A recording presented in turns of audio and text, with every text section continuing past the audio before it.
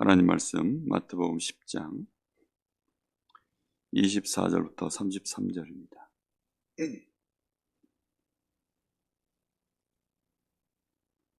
마태복음 10장 24절부터 33절 한 절씩 교독하겠습니다.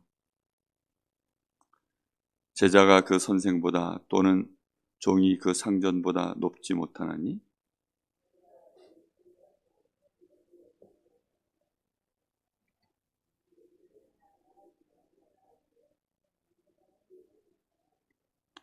그런즉 그들을 두려워하지 말라. 감추인 것이 드러나지 않을 것이 없고 숨은 것이 알려지지 않을 것이 없느니라.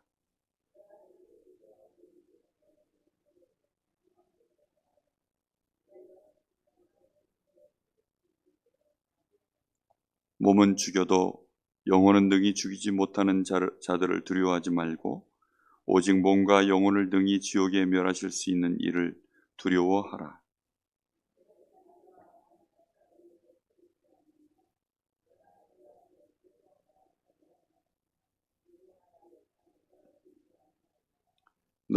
너희에게는 머리털까지 다 세신 바 되었나니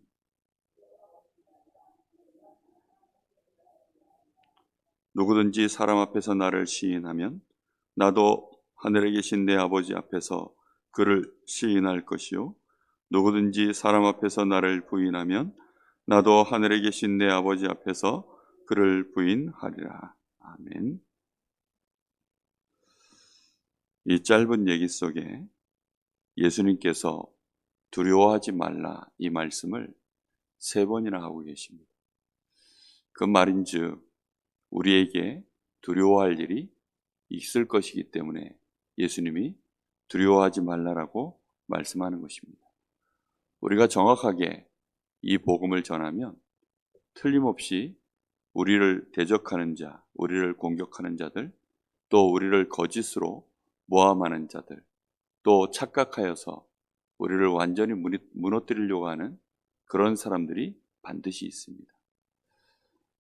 우리 주변에 아니면 내 가족 중에도 내가 먼저 예수 믿고 나중에 예수 믿은 가족들을 여러분 다 기억하실 것입니다.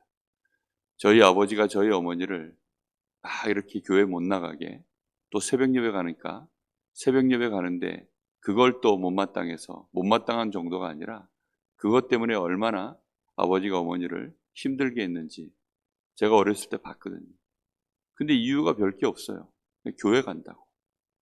가족들 위해서 또 아버지를 위해서 자녀들을 위해서 그렇게 기도하러 가는 건데 그게 그렇게 못마땅한가 봐요. 절간에 가도 그랬을까? 지금 돌이켜보면 절간에 가면 그러지 않았을 것 같아요.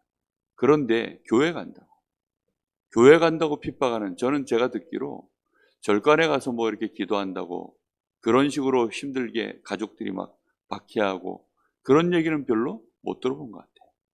근데 유독 교회 간다 그러면 그게 그렇게 이웃거리가 되어집니다.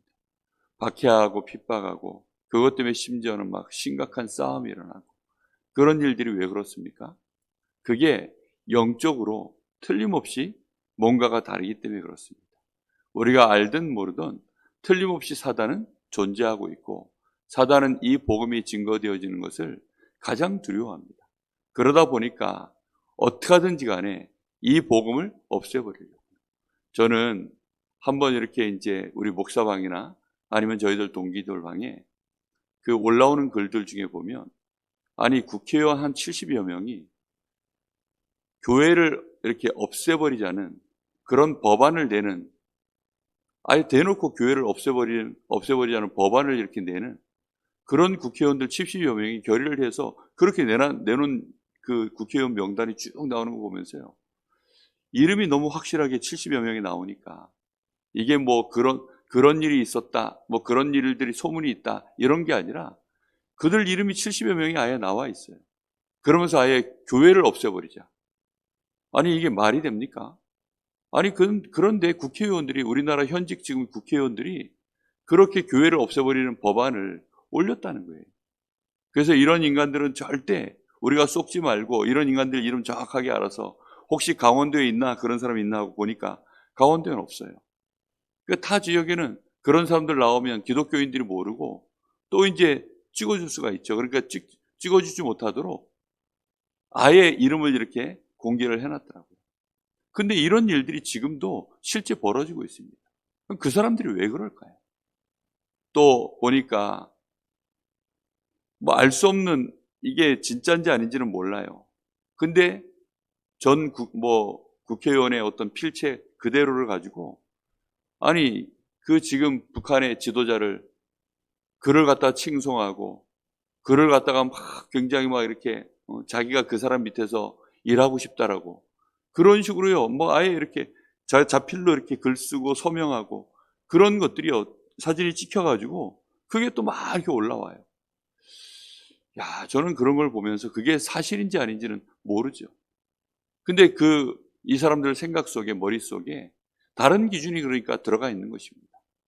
교회는, 복음은 완전히 지금 세상의 악이라는 것입니다. 자기들이 볼 때에는 이거 없어져야 될 일이라는 거예요. 이런 식으로 생각하고 있는 사람들, 그리고 은연중에 지금 너무나 많은 사람들이 교회에 대하여 부정적 이미지를 점점점 만들어갑니다. 교회에 대하, 절간에 대하여 아니면 타 종교에 대하여 그런 식으로 이미지를 잘 안 만들거든요. 그런데 이상하게 이런 일들이 벌어집니다. 그 왜 그렇죠? 틀림없이 사단이 존재합니다. 마귀는 오히려 예수님을 향해서 예수님이 바알세불이라는 거예요. 귀신의 왕, 예수님을 보고 그렇게 얘기하는 것입니다.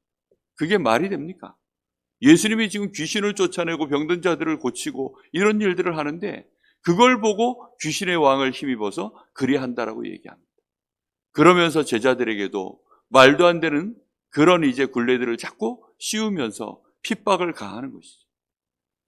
특히 로마 황제가 예수님을 향하여 주라고 얘기하니까 이 기독교인들이 반란 세력이라고 그렇게 또 아예 정해버린 거예요. 그래서는 로마 황제 10명이 기독교인들을 또 얼마나 핍박을 했습니까? 교회가 왜 이토록 욕을 먹죠? 사실은 교회가 욕을 먹을 일이 거의 없어요. 그럼에도 불구하고 사람 사는 곳 다 똑같지 않습니까?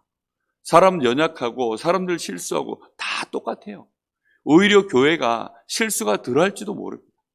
그런데 유독 교회의 많은 비리들을 파헤쳐내고 그걸 또 아예 직접 대고 뉴스에 때리고 방송에 때리고 그렇게 해서는요, 교회가 마치 큰 문제 집단인 것처럼 그렇게 만들어 갑니다. 그렇게 하는 이유는 사단 때문입니다.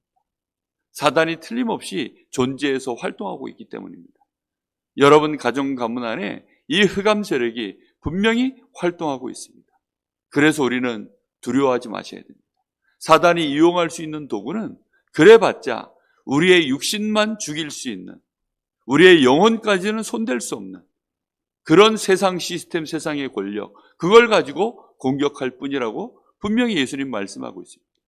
우리는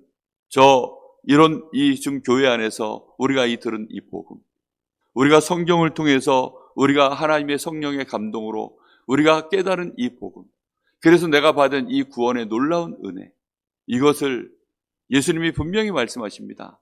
밝은 데 나가서 말하라는 것입니다. 단순히 예수 믿어라, 지금 이런 말이 아니라 지금 이 시대에 우리에게 주신 이 구원의 길, 이 생명의 복음, 사람들이 몰라서 그렇지 이 복음을 정확하게 들으면 지금까지 거부하는 사람을 본 적이 없어요. 이것 때문에 막 불편해하는 사람을 본 적이 없습니다. 이 복음을 정확하게 전하면 듣는 사람들이요, 듣고는 순한 양처럼 다 듣습니다.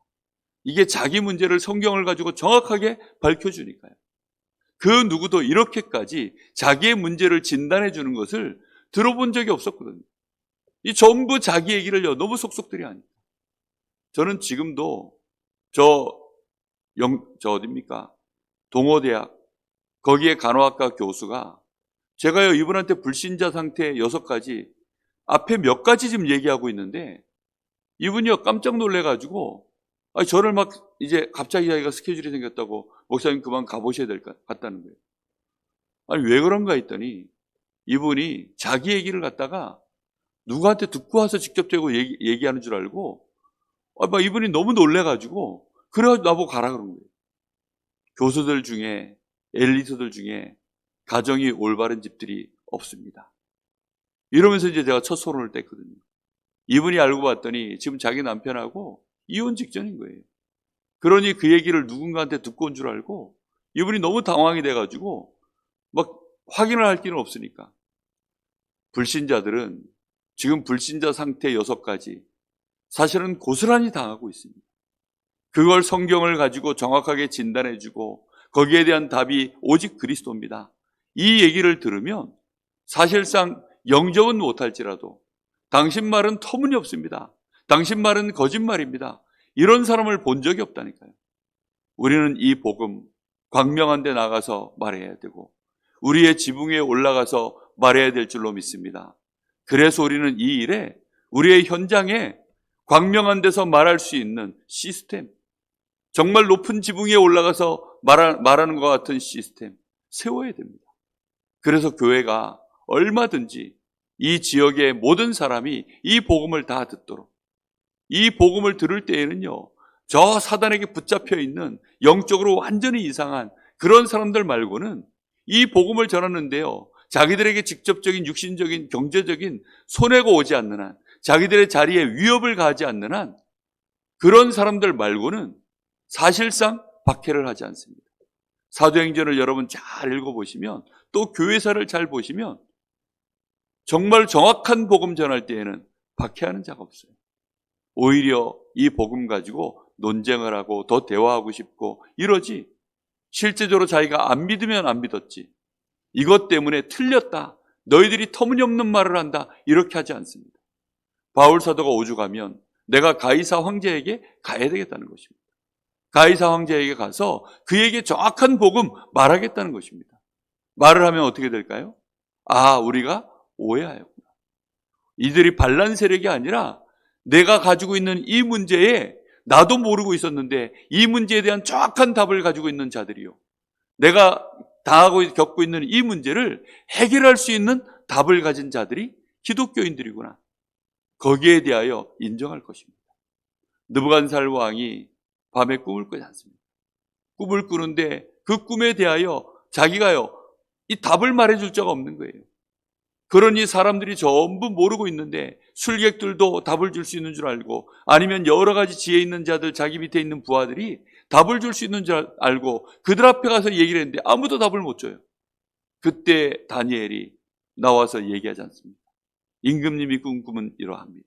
그리고 이 뜻은 이러합니다. 그랬더니 하나님이 주신 그 답 앞에 이 임금이 어떻게 합니까? 무릎을 꿇습니다. 네가 섬기는 하나님이 참 하나님이시구나. 우리가 정확하게 복음을 전하면 정확하게 현장에는 그런 반응이 정말로 구원받을 자라면 나오게 되어 있습니다.